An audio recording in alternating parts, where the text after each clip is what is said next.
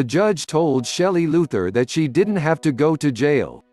Luther, the owner of Salon À la Mode in Dallas, had been operating her business despite a temporary restraining order last week from Dallas County State District Judge Eric Moyé.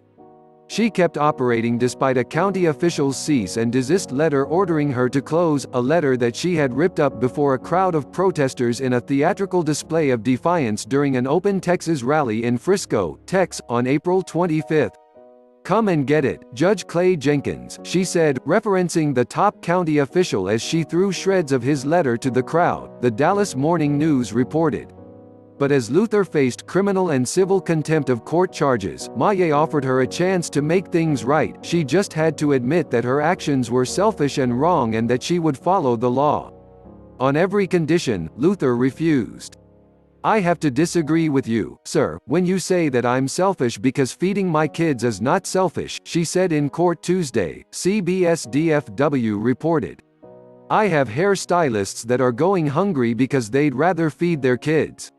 So, sir, if you think the law is more important than kids getting fed, then please go ahead with your decision, but I am not going to shut down the salon." He went ahead, and sentenced Luther to 7 days in jail. The scene in the sparsely populated Dallas County courtroom unfolded just as Texas Governor Greg Abbott announced Tuesday afternoon that the state would allow hair salons and barbershops to reopen by Friday, an earlier timetable than expected, after facing pressure from members of his party and business owners. Several Texas hair salons and stylists have shown defiance in recent weeks, saying they are financially desperate and unable to pay bills. Luther's attorney, Warren Norrid, said he would be filing a petition for a writ of habeas corpus to try to free Luther from jail.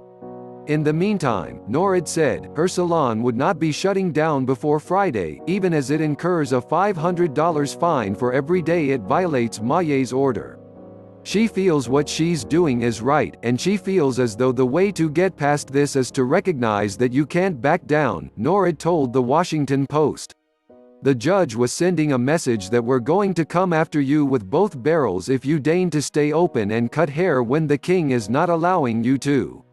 Luther had opened her salon almost 2 weeks ago, telling local media outlets that she couldn't afford to stay closed. Local news stations reported that those inside were wearing masks and that Luther carried around a thermometer, taking customers' temperatures when they entered. Police issued her a citation for defying Abbott's order, which did nothing.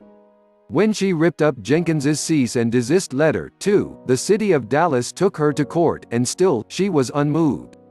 "If that means I have to go to jail, I'll go," she told WFAA after Moyé issued the temporary restraining order last week. Luther, although the most visible defiant hair salon owner, is far from alone in her resistance to Abbott's orders. In recent weeks, various hairstylists and salons have had run-ins with law enforcement for continuing to cut hair. In Laredo, Texas, undercover cops nabbed 2 stylists who were soliciting customers for haircuts or other services at their private homes, arresting them during fake appointments they set up with the women, who were charged with violating an emergency order. Candace Weeder, co-owner of Tune Up the Manly Salon, told The Washington Post that she decided to reopen her salon in Magnolia, Texas, last week after Abbott allowed restaurants, movie theaters and shopping malls to reopen at a lower capacity. To Weeder, it seemed arbitrary and unfair that those businesses could open but not hers. With her employees in dire straits, she said that her 9 locations in Texas were approved for loans from the federal Paycheck Protection Program but that the money has not come through for some shops. A few hours after she opened on Friday, however, she said police officers threatened to arrest people inside. Weeder shut it down, before deciding to open back up on Tuesday. She had 2 prominent customers seeking illegal haircuts, a pair of GOP state lawmakers. In what State Representative Briscoe Cain called an act of civil disobedience, he and State Representative Steve Toth came into Weeder's salon for a trim. Nothing about it was quite cloaked in secrecy. The news cameras were rolling, broadcasting the scene for all to see. But no police arrived this time. Toth said he just wanted to show solidarity with the salon and struggling businesses in general, thinking Abbott was moving too slowly in allowing all of them to reopen. "I've got small business owners calling me on the phone, and they're in peril of losing their businesses and they're just absolutely despondent right now," he said. Weeder said she felt like Abbott listened to her industry's concerns, but said she won't wait until Friday to legally open. She said that every day her employees are out of work matters for them and that she is not concerned that she will end up like Luther. "We're not trying to disrespect anybody," Weeder said.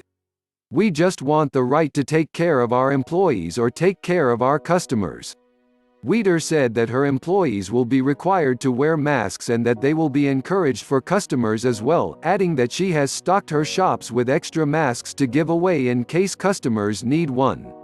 During his news briefing Tuesday, Abbott encouraged everyone returning to businesses to wear masks but said the state will not require it. Stylists will be allowed to have only one customer at a time, and customers waiting must remain 6 feet apart or wait outside. Nail salons and tanning salons will also be reopening Friday, while Abbott said gyms can begin opening May 18 but without locker rooms and showers. In Moyé's court order finding Luther in contempt, he added that it's not too late for Luther to pledge to follow the legal reopening process. If she does so from jail, he'll consider her for release, he said. She'll just have to apologize to him and the other county officials as publicly as she defied them. Let us know about your views in the comment section.